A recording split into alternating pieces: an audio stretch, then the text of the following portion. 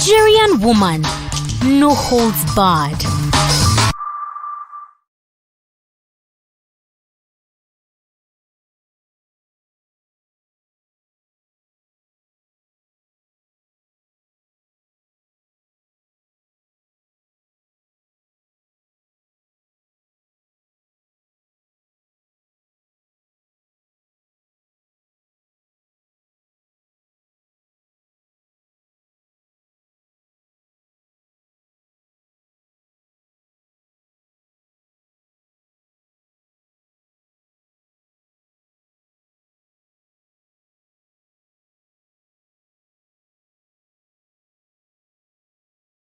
Fund for Victims of Human Trafficking.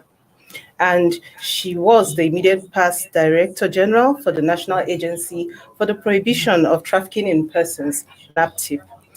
So, Dame Julie Okah Donli was appointed by President Muhammadu Buhari on the 13th of April 2017 as the Director General of National Agency for the Prohibition of Trafficking in Persons, NAPTIP, where she, of course, recorded some milestones in the fight against human trafficking while creating more awareness. So, as a global voice on trafficking issues, the lawyer, chartered secretary, and administrator was appointed this year as Chairman Board of Trustees, United Nations Voluntary Trust Fund for Victims of Human Trafficking, where she's bringing her vast experiences to bear.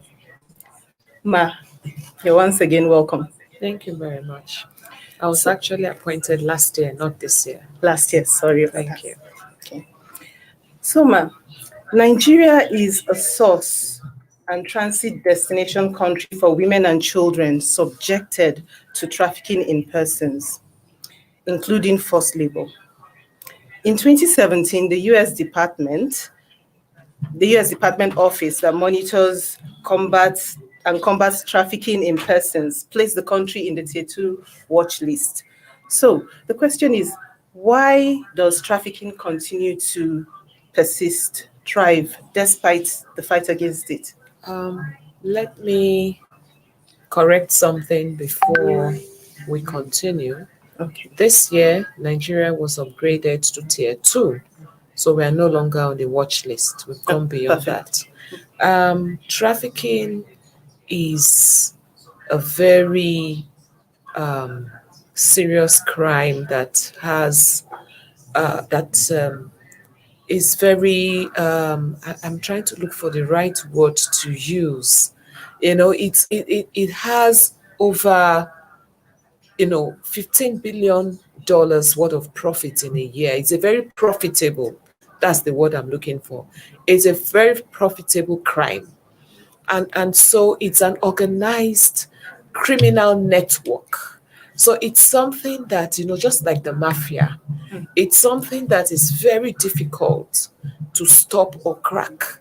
You have to be really, really, really, really serious and on top of your game to stop these criminals. It's like the more you try to stop them in their tracks, the more stronger, they move. They come up with, newer ways or new ways of, being a step ahead, with technology and everything, So it's a very profitable crime, and it's a net worth, a criminal network, people from the source to the destination country, So everyone has a role, in this criminal network.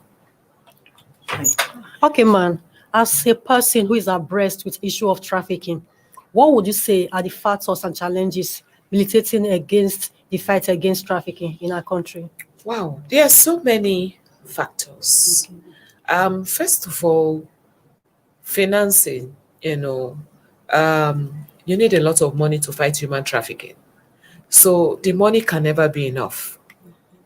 We also have issues like interagency rivalry. I'll give you an example, like when I was in NAPTIP as the Director General. I would expect that if a victim is rescued by another law enforcement agency, the right thing to do will be to refer the victim and the perpetrator to NAPTIP for diligent prosecution, being that NAPTIP is the sole agency with a mandate to combat human trafficking. But you hardly see that happen. The agencies want to make a show of it. They take them to television, they display them, they keep them. And when you even approach them to hand them over, they refuse to do so and tell you they also have powers to investigate, to arrest, and to prosecute. So that, for me, is a major problem. Then, of course, there's the issue of corruption, where you have officers who are deliberately sabotaging your efforts. We had so many of them like that would deliberately sabotage your efforts and work closely with these criminals for bribe. You cannot stop that. You have people like that, you know. So, I mean, during my time, I know that I dismissed 6 officers like that, you know. But you still have a lot of officers like that sabotage you, you know, not just in NAPTIP, but in other law enforcement agencies as well, you know. So the issue of corruption is really high, interagency rivalry, lack of resources, you know, finances to really take this fight head on, and so on and so forth. And of course, just the sheer greed of the traffickers and the evil nature of traffickers who do not have any respect for human rights.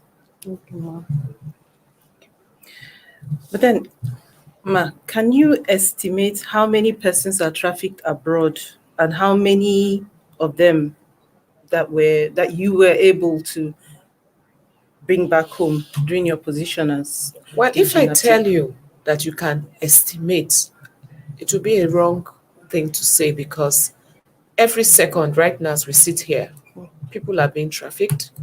Secondly, it is only those that are reported that you ever get aware of. There are so many unreported cases, and that is why to raise awareness is key. You see me all over the place raising awareness, sensitization campaigns, because to prevent this crime is better than to cure. The last count I had while I was in NAPTIP, we had rescued over 16,000 women, men, children put together, over 17,000 as a matter of fact. You know, we had over 400 prosecutions, convictions, you know, and so, you know, it's something that, you know, it keeps going on and on, you know, every second, every day. And most of the time it's not reported. But thankfully, because of the level of awareness creation and sensitization, people are beginning to report cases of human trafficking, you know, so it's a lot easier to combat the crime of human trafficking. Okay. All right, ma'am. As a global voice on the issue of trafficking, you lobbied the federal government to extend its whistleblowing to trafficking issues. How successful was this, ma'am? Well, it was very successful and really heartwarming to find out that a lot of people who actually gave us reports were not keen on taking any money from us. They just wanted to do the right thing as good citizens. So I never experienced a case where somebody blew a whistle and came back to ask for compensation. So that was a very good thing that this whistleblowing policy did for us and is still doing for NAPTIP. Okay, ma'am. So, you also established the NAPTIP Rapid Response Squad to counter criminal activity and piloted joint operations with Spain, United Kingdom, and law enforcement agencies in the region. Ma, how would you describe the outcome of the squad? The NAPTIP Rapid Response Squad is a very powerful squad made up of very trained officers. We have Magnus, who heads that squad, very active, diligent, you know, guy with his team.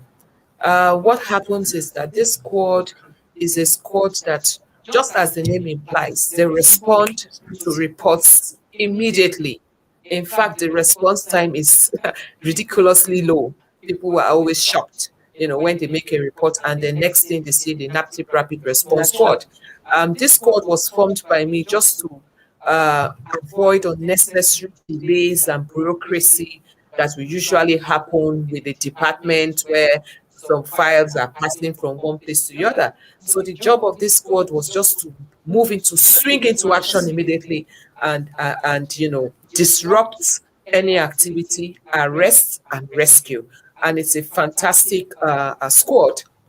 And I believe that, and I hope and pray that it continues. Um, Joint operations with other countries was also very successful because you see the fight against human trafficking concerns the whole of the world. It's a global problem. It's not a Nigerian problem. And so if you have Nigeria coming together, collaborating, synergizing, having joint operations, joint investigations with the countries of destination, it makes it a lot easier, to curb this crime. Because whilst we are here prosecuting victims who are, perpetrators from Nigeria, they will also be prosecuting those who also worked closely with the perpetrators in Nigeria and rescuing the victims as well at the destination countries, repatriating back and so on and so forth. So it was a fantastic collaboration and I hope it continues. All right, ma'am.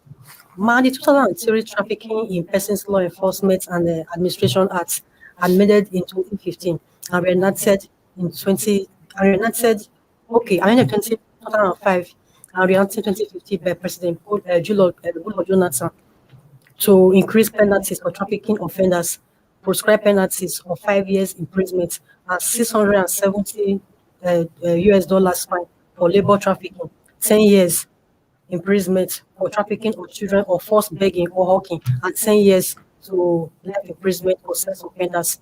Man, during your tenure as DG NAPTIP, were you able to secure conviction, and how many were they? Do you think the penalties are stringent enough? If I wasn't able to secure convictions, then I'll regard myself as a failure. Of course, during my time, we secured a lot of convictions. I want to even correct you that we even had 25 years imprisonment for some of the perpetrators. It had never happened before. We had 25 years, 10, 15 years, and all of that. But before I left NAPTIP, we were working very seriously to increase the number of years, so the minimum will be 25 to life imprisonment, so we are at the point of, doing all of that. And I believe that would continue. When the punishment is more stringent, it makes the crime to be less committed.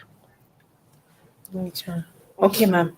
So we'll go back to when you were DG NAPTIP. Okay. You've already answered those questions. You were able to secure convictions. But Yes. presently now, in your new position as the Chairman Board of Trustees for the United Nations Voluntary Trust Fund for Victims of Human Trafficking, what is your focus and how is Nigeria, which incidentally and sadly is the hub of trafficking in West Africa, going to feature in your plans?